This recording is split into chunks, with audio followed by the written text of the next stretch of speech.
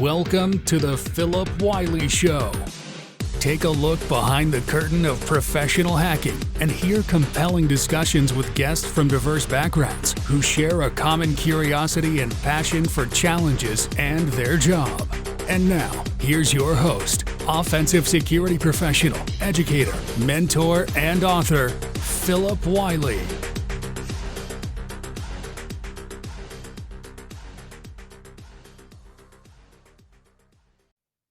Hello and welcome to another episode of the Phillip Wylie Show. Today I'm excited to have my friend and one of my favorite folks from the cybersecurity community, Cathy Ullman, is joining. And so Cathy has a really cool background. She's very active in the community, does a lot of conference stuff around summer camp, and recently published a book. So we'll kind of discuss her background and her book. So welcome to the show.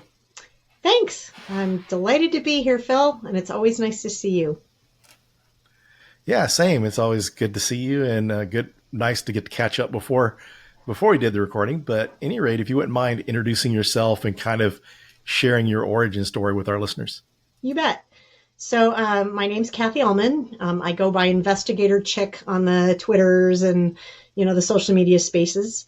And really my origin story is not unlike a lot of folks who started IT before you could go to school for IT. I came into it sideways. My first job really was doing tech support, WordPerfect tech support. And I worked in support and eventually became a sysadmin. I got hired by the University of Buffalo 24 years ago. And in 2007 or so, I started doing some work on the side for their security office. And in 2009, I was brought formally full-time into the security office. And my primary responsibilities now in the security office are really DFIR, so digital forensics incident response stuff. But that's the really short version of my origin story. I grew up around computers without even really knowing that it was unusual, which is probably the biggest thing, I guess, that led to me being in the field, but I didn't even realize it kind of at the time, if that makes sense. So were your parents into computers? So my dad was director of computing services at the college in the town where I grew up. And so from the time I was a little girl, we moved there when I was 4. We had a terminal that connected back to a mainframe that I had an account on. And I used to play games written in Fortran like Adventure and Wumpus and Zork and all these text-based games that, a lot of folks remember I was playing as a kid. And that was really my intro to computing at all, was having that in my house. And the best part was, unlike most folks, to connect, we had a dry copper line connection from the house to the college. There was no dialing up. There was no noise. It was just always on. And it was just right there. So that was, my dad really following in his footsteps ultimately is how I wound up there. Very circuitous though, in that I actually got a degree in music industry and worked in the music business for a little while first, but wound up, coming into IT eventually anyway. Very cool. And it's interesting too, to have that always on connection growing up, because, there really wasn't much of that type of option for people's home networks back then. Yeah, it's funny because I've had conversation with a lot of folks who were, to get to bulletin board systems, that's how they learned to do phreaking on phone systems, because that's what they wanted to do. They want to be able to get on these bulletin boards. And so I didn't wind up going down that path only because I never had to worry about connectivity. It was just always there.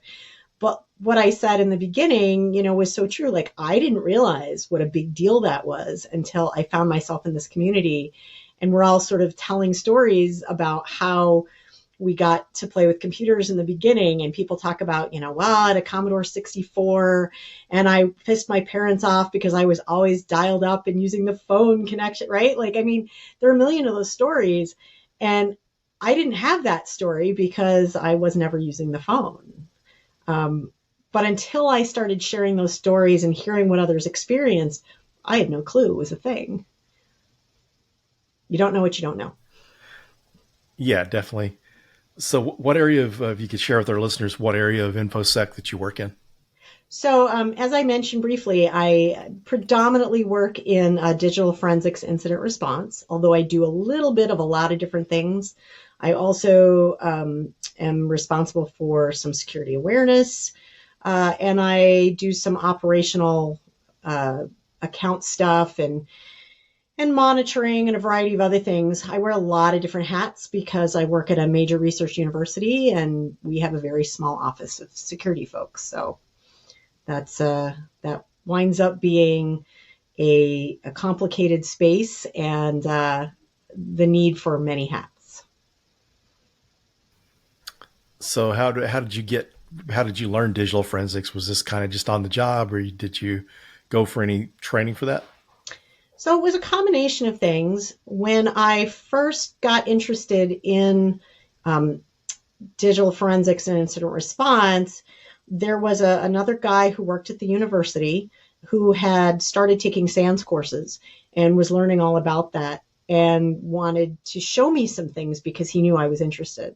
So kind of my initial exposure to it was seeing machines that had, worm activity or something. And so this guy had come to do an investigation on them.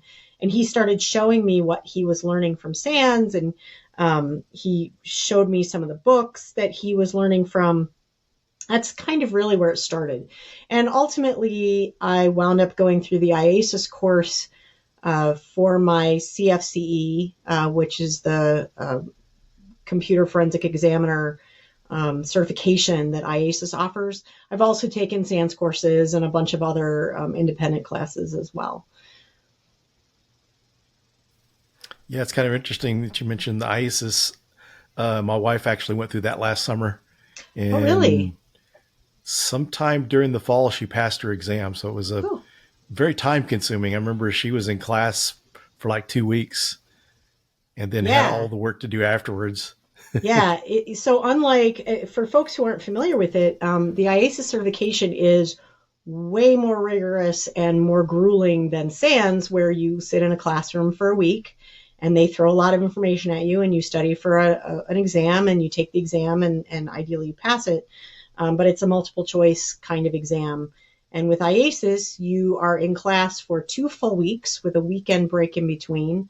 And class is like 8 a.m. to like 6 p.m, and then you come back for a session between 7 and 9 if you want help. And pretty much everybody wants help because it's just a lot of material.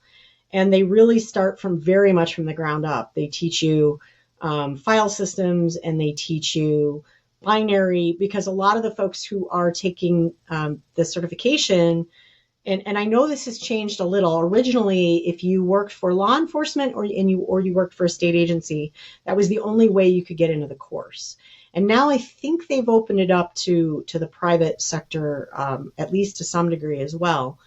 But anyway, yes. A lot of the folks in this class, at least when I took it, were law enforcement, and many of them really didn't have a whole lot of background. They were just either the person who sort of kind of knew how to make a computer go, or they were interested in it when no one else was. And it's brutal. And then after you take the course, you're given the opportunity to do what's called a peer mentor stage, where they give you a digital image of a drive and you have to answer questions. But they're not yes or no questions. They're questions that they expect you to write like pages about to answer the questions. If you pass that with your peer mentor, then you're allowed to finally sit for the exam. It's a very long process, but I think it's great because you learn at a level that you would not learn otherwise. Yeah, and as you mentioned, you think it is opened up to people outside of law enforcement. It is, because my wife works for a company that does digital forensics. So yeah, it was pretty interesting. She's an avid cyclist and likes to ride a lot and stuff. And it was really tough because she's put in a lot of hours after work studying for that exam. So she was glad to get that over with and passed. Yeah, it is a tremendous amount of work, but I guarantee you that the information she learned and the way she learned it will be far and above a lot of other folks who come into it with, either limited experiences or even a lot of experience, but they'll understand things at a level that a lot of folks who just took SANS may not, which isn't to slam SANS. I mean, they have great instructors and fantastic material. It's just the focus is really different. And, I actually took I took SANS classes on forensics before I had the IASIS background, and this did not go well. I really didn't understand the material in the SANS course.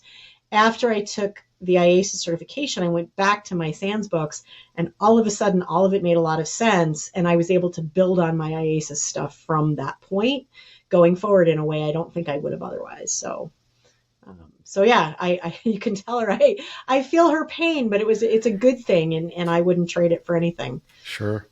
Yeah, it sounds like definitely a good experience. Because as you mentioned, the SANS stuff, you get a lot of stuff on you, and I know the other course you get a lot too, but getting that detail to more fully understand it, based on anything I've heard, I just can't imagine a better way to learn digital forensics if you have that option. Agreed. And it's great that it's now open for more folks, because honestly, it's a lot less, even though you're in class for 2 weeks. So now you're talking about, hotel room stay. It's still way cheaper than SANS. And so as an entry level point, I think it's much easier to sort of accommodate both in terms of money, maybe not time. I mean, time is tough because it is 2 full weeks.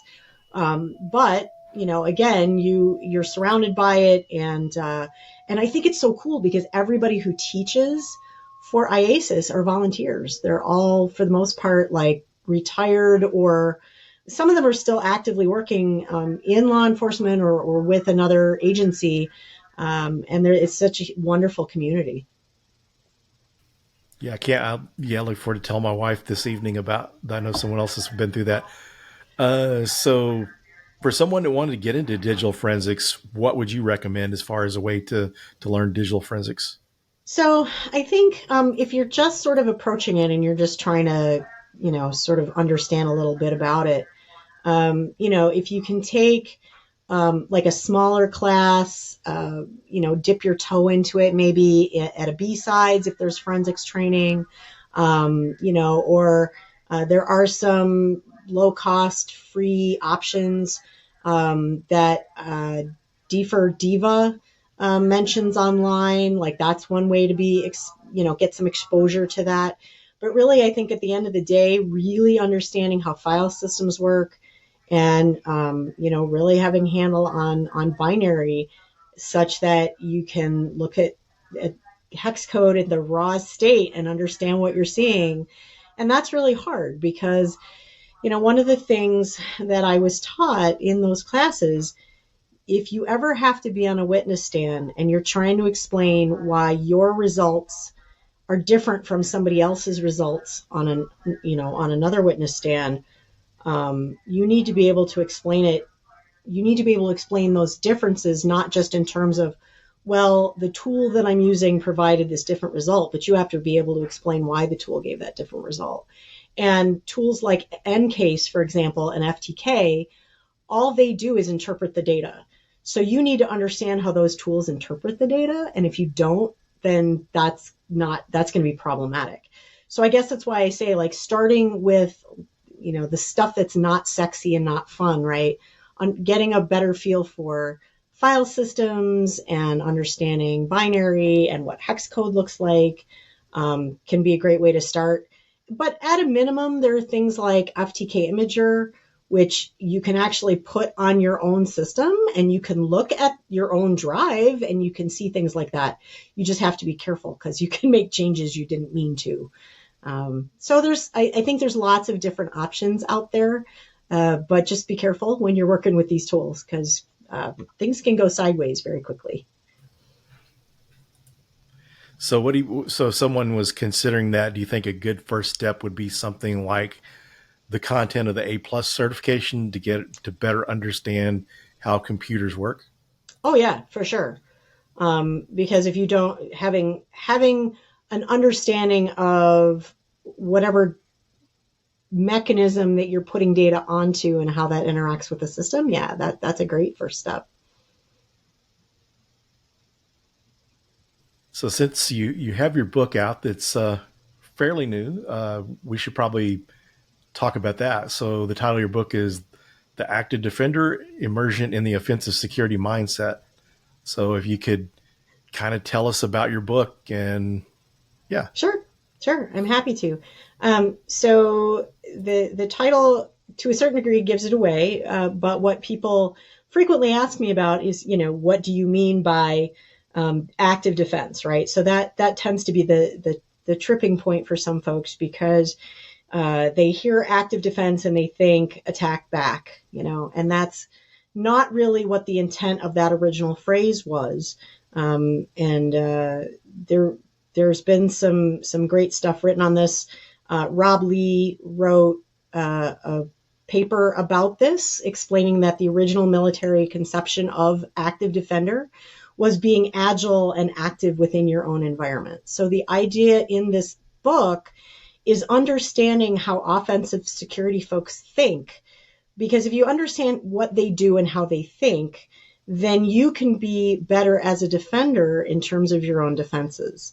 So it's introducing a lot of offensive security processes and and tools and that sort of stuff to defenders. Because what I found when I started going down the path of learning these things myself was that you could read about what offensive security folks do, and you could read about what folks in defense do, but you didn't really understand how the two interact, right? So if you understand how, folks who are pen testing and red teaming, and I leave out that verbiage because those mean different things to different people and that can get really complicated. But generally speaking, if you look at what offensive security folks are doing, they are in one way or another mimicking the behavior of an attacker. So if you understand their methods and you understand their way of thinking, then by all rights, you start to understand how attackers are thinking and the direction they're taking. And ultimately, if you understand the folks who are attacking you, you can certainly better defend your own environment from those attacks. And what I realized when I was going down this rabbit hole is that I really only understood one half of security as a whole, which was the defense part, right? I didn't know a whole lot about offensive. And once I did, it really was, and I joke about this in the book a little, it was a Matrix moment, right? The blue pill, red pill thing where I suddenly realized, hey, there's this whole other world that I was missing out on. And it was very enlightening. And it was so useful to me. And I wanted to share that with the community as a whole so that they understood they didn't have to go through what I went through to understand it. They could just read about what I had to say. So how useful has that been in your job after kind of learning that side of things? Oh, I think it's exceptionally useful. I periodically will get questions from management or other people who they'll say things like, is XYZ possible? And is XYZ probable? And I have a much better reason to answer the way I do. Like before that, I could say, well, I don't really know because I don't know enough about what they do to know whether something's possible or probable. And now I have a much better sense of that. But also, it's helped me want to read about how attacks work. And and I try to stay on top of offensive research so that I know essentially what to look for, what's coming. It's helped me really have a much better edge on being a defender. So yeah, I absolutely would say it has been very helpful. Yeah, that's one of the things when I've given my talks on offensive security and just kind of sharing with people in security, just learning more about the offensive side can be helpful. You don't have to necessarily learn to be a pen tester, but if you can understand, you know, how the attacker thinks, it can make your job a lot easier and you better understand some of the impact and risks from some of those attacks. Absolutely. I agree 100%. And so, since you're a big community person, I think this is something that people trying to get in, or people, some people are kind of late to the game, because I was in cybersecurity up until I didn't really go to my first DEF CON until 2018, and I started in security in 2004, and I really didn't realize what I was missing out on. So I think that's valuable for folks to know. So if you could just kind of explain your involvement in the community and some of the benefits that there is for folks that get involved in the community. Yeah, absolutely.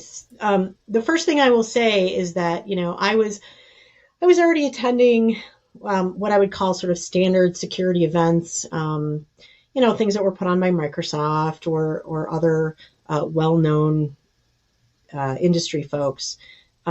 And when I met somebody who worked in the offensive side, I said, how do I learn about this? And they said, well, you should go to a B-Sides. And I said, what the heck is a B-Sides? And they explained to me that, B-Sides is a security conference, and they're a bunch of them worldwide. Security B-Sides in Rochester was the first one I attended. And I enjoyed it so much that I came back to volunteer the following year. And then fast forward a bunch of years, and now I run that conference. So that's really kind of how it started for me. And what I discovered by starting to attend things like B-Sides, and then subsequently, I went to DEF CON, and I've been to many other conferences, is just how willing people are to share what they know with you and tell you about the cool things they're working on. And my experiences in more of the traditional conferences, what I would refer to as kind of the InfoSec conferences, is that it wasn't that people weren't willing to try to be helpful, but everybody was so busy, very heavily focused on whatever defensive thing they were doing.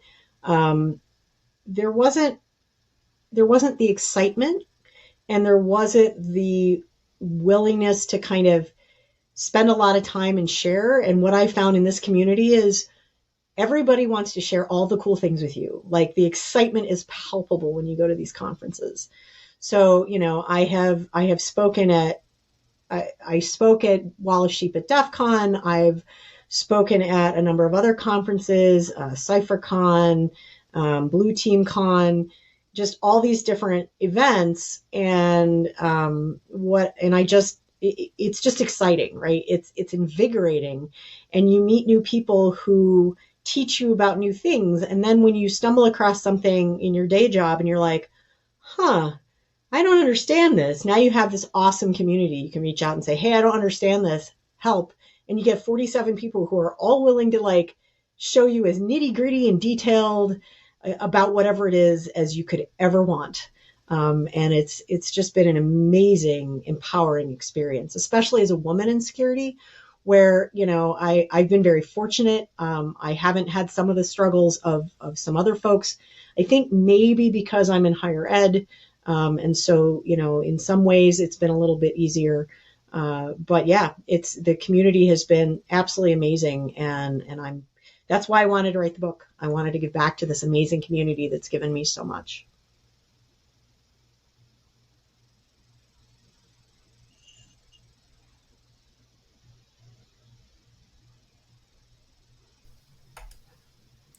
Yeah, that's great. And one of the things I like to share with folks too is just the networking opportunities that you get. So many people are, spending time on their LinkedIn, connecting with folks, but there's nothing like those in-person connections. I mean, nothing compares.